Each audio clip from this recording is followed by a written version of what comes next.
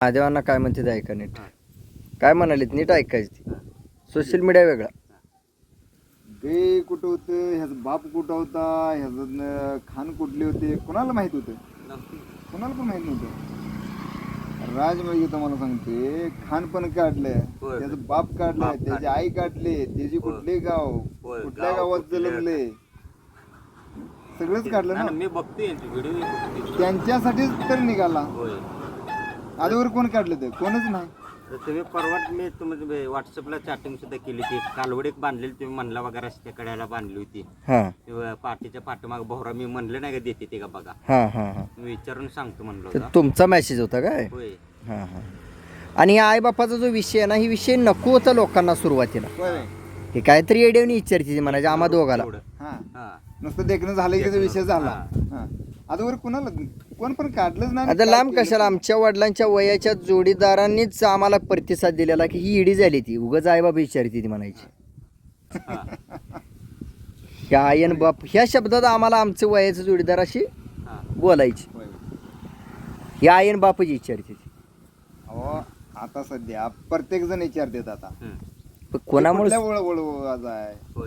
कुठल्या खाणीतला आहे. आजवर कोण पण विचारत नव्हतं. विचारत नव्हतं. म्हणजे मी जी काय काम करत होतो ती चांगल्या सवयीसाठीच काम करत होतो. बरोबर आहे. पण लोकांना ते आता सवय नाही हो, चांगले घ्यायचं जमत नाही, वाईट जे असते ती पहिले घेते ती.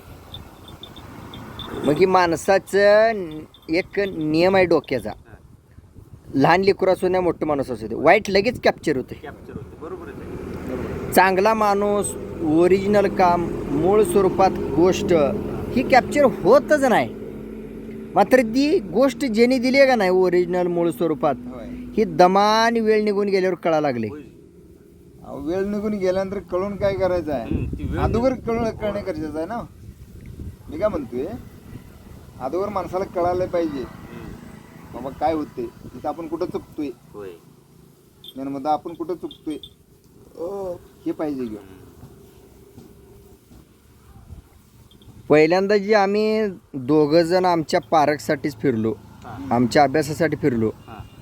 सहज गेलं की आम्हाला सवय आहे उजवड आवाज बोलायची, सहज गेलं की आम्हाला सवय आहे की कमी जास्त बोलायची.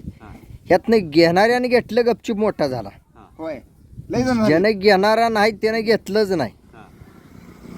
ज्यानं घेतलंय त्यानं तर सांगावं ना की ही माणसं तर जगापुढं अमुक अमकी मांडायला. ज्या माणसामुळे जी माणूस शहाणा झाला तर त्या माणसाने ती माणसं जगापुढं मांडणं काम आहे.